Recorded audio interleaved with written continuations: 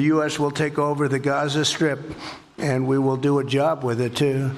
We'll own it and be responsible for dismantling all of the dangerous unexploded bombs and other weapons on the site, level the site and get rid of the destroyed buildings, level it out, create an economic development that will supply unlimited numbers of jobs and housing for the people of the area. Do a real job, do something different. Just can't go back. If you go back, it's going to end up the same way it has for 100 years. This is the wildest thing that I've heard all day. Trump says the US will take over the Gaza Strip and he doesn't rule out sending American troops. Of course, the Democrats are not happy with this at all. Let's hear it. I rise to announce that the movement to impeach the president has begun. I rise to announce that I will bring articles of impeachment against the president for dastardly deeds proposed and dastardly deeds done. I also rise to say that the impeachment movement is going to be a grass-up movement, not a top-down. The people have got to move forward. The people have to demand it. And when the people demand it, it will be done. I did it before. I laid the foundation for impeachment, and it was done. Nobody. I don't think it's gonna get done at all. I don't think this impeachment movement trying to impeach the President Trump is gonna come to anything conclusive. It's gonna be a failure. Let's hear what Trump has to say about the Gaza Strip right there. To follow up on what you were saying about the Gazans leaving Gaza, going to other countries, one, where exactly are you suggesting that they should go? And two, are you saying they should return after it's rebuilt? And if not, who do you envision living there? I envision the world, people living there, the world's people. I think you'll make that into an international, unbelievable place. I think the potential in the Gaza Strip is unbelievable. And I think the entire world, representatives from all over the world will be there, and they'll live there. Palestinians also. Palestinians will live there. Many people will live there. But they've tried the other, and they've tried it for decades and decades and decades. It's not going to work. It didn't work. It will never work. And you have to learn from history. History has, you just can't let it keep repeating itself. We have an opportunity to do something that could be phenomenal. And I don't want to be cute. I don't want to be a wise guy, but the Riviera of the Middle East, this could be something that could be so bad. This could be so magnificent. But more importantly than that is the people that have been absolutely destroyed that live there now can live in peace in a much better situation because they're living in hell. And those people will now be able to live in peace. We'll make sure that it's done world class. It'll be wonderful for the people. Palestinians mostly we're talking about. And I have a feeling that despite them saying no, I have a feeling that the king in Jordan and that the general president, but that the general in Egypt will open their hearts and will give us the kind of land that we need to get this done. And people can live in harmony and in peace. I agree. I agree that it's great to think about the people and how they are going to live in the future. And if we go into the past, we are going to have the same problem. We have to move on and find a new solution. I agree that Egypt and Jordan will probably agree, but what about Saudi Arabia?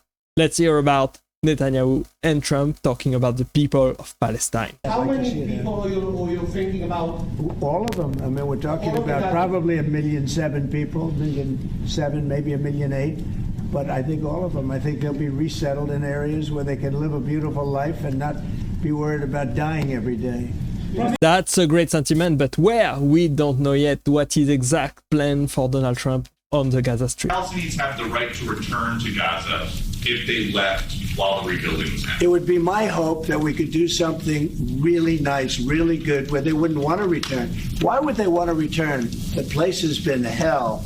It's been one of the meanest, toughest places on earth. And right now, I've seen every picture from every angle, better than if I were there. And nobody can live there. You can't live there. So if we can build them through massive amounts of money supplied by other people, very rich nations, and they're willing to supply it.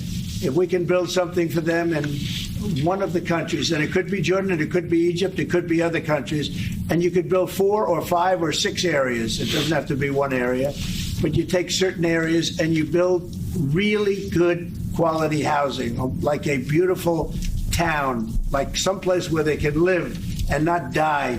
Because Gaza is a guarantee that they're going to end up dying. The same thing's going to happen again. So it is talking about asking Jordan, Egypt, and other countries for money to rebuild the Gaza Strip. Is he thinking about building some kind of beautiful resort like this on the Gaza Strip? Is he turning Gaza into a realistic project? This is what Gaza looks like right now. The Gaza Strip with Rafah right there at the south, with Gaza in the middle, with this kind of land. You can do a lot of things, but it is very small. It should be harboring 1.7 million people, 1.7 million Palestinians. Whoever thought that Gaza would become the 51st state? Nobody could have imagined that. Let's hear exactly what that means for the world. Let's bring in our global ABC Affairs editor, John Lyons, who's in the studio with me. John, I mean, we had to clarify that we heard what we thought we heard moments ago when he made those comments, such a casual delivery of what is such a profound shift. What did we hear? Well, Gemma, that was a political earthquake, 9.5 at least on the Richter scale for the Middle East. An American president has just overturned 50, 60 years of bipartisan policy, of accepted policy in the US, policy accepted by the European Union, by Australia for a two-state solution. The hope that what the United Nations decided in 1947-48 with the creation of Israel would lead to peace in the Middle East. It was extraordinary. I couldn't believe when he said we will take over the Gaza Strip and we'll own it.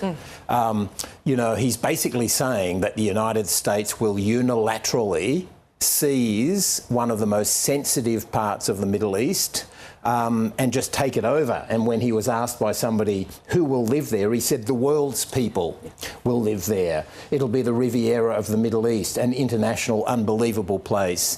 Now, he's been building up to this, but what we just heard then, I think, will be studied in generations by historians, because if this goes ahead, I think it locks the United States and Israel into long-term conflict with the Arab world. We've got, we'll repeat some of those comments that we heard from Donald Trump just now. The U.S. will take over the Gaza Strip, and we will do a job with it, too. We'll own it and be responsible for dismantling all of the dangerous unexploded bombs and other weapons on the site, level the site, and get rid of the destroyed buildings. So, John, there's always that question, are they off-the-cuff remarks or is this policy? But it was repeated over and over again. And not making that mistake again that we've heard comments from Donald Trump and thought they were off-the-cuff remarks when indeed they were not. That's right. He's clearly been thinking about this for some time. He's been letting out hints over the last few days. He says everybody he speaks to loves this idea. And it's interesting, we need to think how the Arab and Muslim world will think about this. In Israel, the right wing, the far right, will love this. In fact, Benjamin Netanyahu said something very revealing there. He said that Donald Trump has taken this idea of moving Palestinians to a higher level. Even than the right wing in Israel. And while he was speaking, while Donald Trump had made those comments, interesting to see a tweet on X by Itamar Ben-Gvir, who's one of the two leaders of the extreme right in Israel, saying, Donald, this looks like the beginning of a beautiful friendship. Just to put that into perspective, who Donald Trump's appealing to here. Last year I was in Israel for Four Corners and we interviewed Ami Ayalon, the former head of Shin Bet, Israel Security Services. He described that man, Ben-Gvir, who is applauding so gleefully now Donald Trump. He said he's a terrorist. And Ehud Barak, the former Prime Minister, talked about these messianic extremists of Ben-Gvir and Bezalel Smotrich. This has even surprised the far right in Israel. I don't think they can believe, A, their luck, and B, that the American president would go this far. And to me, yeah, I agree that nobody could have believed something like this would ever happen. Trump taking over Gaza completely, rebuilding it, asking for money left and right to Egypt, to Jordan, and try to house all of the Palestinians there in new homes. Is this gonna be feasible? I'm not so sure if everybody can agree, because the United States cannot do it alone, of course. He needs the help of other countries that are there in the Arab world. He was talking like it was like a chief executive of a company announcing a takeover. That we are taking over BHP, or we're taking over this company. We are taking over Gaza. I mean, it's one thing, I suppose, when he said we will take over Greenland, or we'll change the name from the Gulf of Mexico to the Gulf of America. People guffawed a bit, and Donald Trump Jr. went to Greenland, and everyone had a bit of a laugh, and that sort of receded a bit. But to say I'm going to take over Gaza, and Americans go in there and essentially level it, clear it, and develop it into this Riviera. I mean, that's just theft of land. And for those two men in the Arab world and across the Middle East, they'll be looking at those two men. Let's have a quick look at the timeline here. 1947, the UN says, let's create the two states. There has to be a Jewish state alongside an Arab state. 1967, the war between Israel and its neighbours, the occupation of the Gaza Strip and the West Bank begins. Then the Israelis pull out of Gaza. And then we have October 7, atrocities by Hamas, in my view, war crimes. Then for 15 months, thousands and thousands of American bombs dropped by the Israeli army have led to this devastation and rubble. Now we have the two men standing side by side, Netanyahu clearly delighted, while Donald Trump says essentially, let's turn it into one of the world's largest and newest real estate developments. This is politics like we have never, ever seen before. And that reasoning, I mean, that devastation, that rubble there in Gaza, that goes to his very reasoning where it takes it upon himself, this is Trump, to speak on behalf of Gazans, saying that they would love the opportunity to move. Now, we heard a bit of what he had to say about Gaza as it stands at the moment. Let's have a look at that. The Gaza Strip has been a hellhole for people living there. It's been horrible. Hamas has made it so bad, so dangerous, so unfair to people. And by doing what I'm recommending that we do, it's a very strong recommendation, but it is a strong recommendation. By doing that, we think we're going to bring perhaps great peace to long beyond this area. So we had these profound comments that we heard at this press conference about the US taking over, but we had a hint earlier ahead of that meeting where he's saying that Gazans should effectively move elsewhere. There'll be, 4 or 5 different places for them to go. Well, in fact, he's gone from 4 and 5 different places an hour and a half ago to 8, 9 or 12 now. So there's 7 more places over an hour and a half. Suggests to me this is pretty chaotic. It's on the run. Now, what will be worth watching now will be the pushback from the Arab world, particularly the Saudi Arabians. The Jordanians and the Egyptians are in the debt and thrall of the United States. The United States essentially props up those two dictatorships. Well, Trump said, he does have a feeling that they'll be favourable to this. Yeah, he has a feeling because he can essentially bring down those regimes as they currently exist. They have to make a choice. I think Egypt will. Al-Sisi, the general who took over, will probably do largely what he wants. They're much more compliant. The Jordanians will be more of a problem. But the really key player here will be Saudi Arabia. Saudi Arabia is the emerging giant of the Middle East. Now that Iran's become seriously weakened with the full backing of Donald Trump and the Sunni world, Saudi Arabia is the glittering prize for Israel, for normalisation.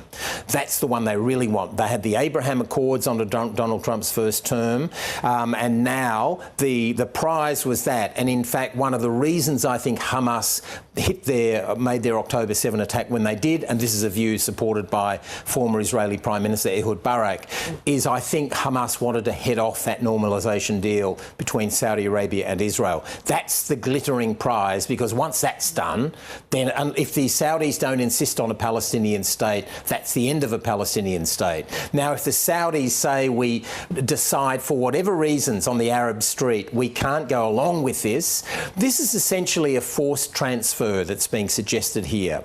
This connotes sort of imagery of Palestinians being put in trucks and taken away to another place. Now, that's not an image that anybody in the Middle East, I imagine a lot of Israelis wouldn't be comfortable with that image, because these people are not going to go willingly. The Palestinians are surely the most determined and stubborn people in the Middle East. They've had so much thrown at them, and Hamas has thrown everything back at Israel. So what we're seeing here now is seismic. We're seeing a complete political earthquake in the Middle East.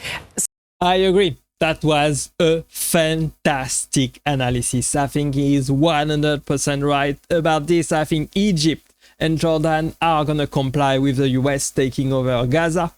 But I think it's going to be very, very difficult to convince Saudi Arabia to be on board. And here we have it, the answer and the position of Saudi Arabia right now on Gaza Strip. We begin with the latest from West Asia, where Donald Trump-led United States has been snubbed by a critical ally, Saudi Arabia. Saudi Crown Prince Mohammed bin Salman firmly rejected US President Donald Trump's call to displace Palestinians in Gaza to a third country.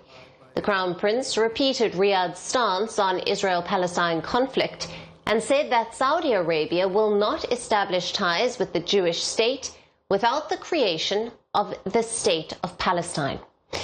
In what Saudi Arabia called a clear and explicit assertion of its position on the conflict, Riyadh said its stance for the creation of a future State of Palestine is not up for negotiation. Not up for negotiation. Palestine should and will be created according to Saudi Arabia. But I don't think Donald Trump is hearing that at all. I think Donald Trump wants to take over Gaza completely and make it his own, and then put the Palestinian people right there in this new land, completely rebuilt. That would be Gaza, a new resort of any sort for the people of the world, including the Palestinians. But the Saudi are not so happy with this decision. Donald Trump needs to get Saudi Arabia on board if he wants to take over Gaza. He already has Israel in his pocket. Israel, the far right from Israel, is very happy with the United States taking over Gaza. But we still have Jordan right there that probably gonna comply with the United States because the government is in Donald Trump's pocket. Same with Egypt. Egypt is probably gonna comply with Donald Trump as well. The two neighboring countries right there of Israel. But we still have a very, very powerful player in the Middle East, which is Saudi Arabia. And Saudi Arabia has to be convinced before Donald Trump take over Gaza. Otherwise, there will be no peace in the Middle East. Hopefully, Saudi Arabia and Donald Trump and the United States find an agreement.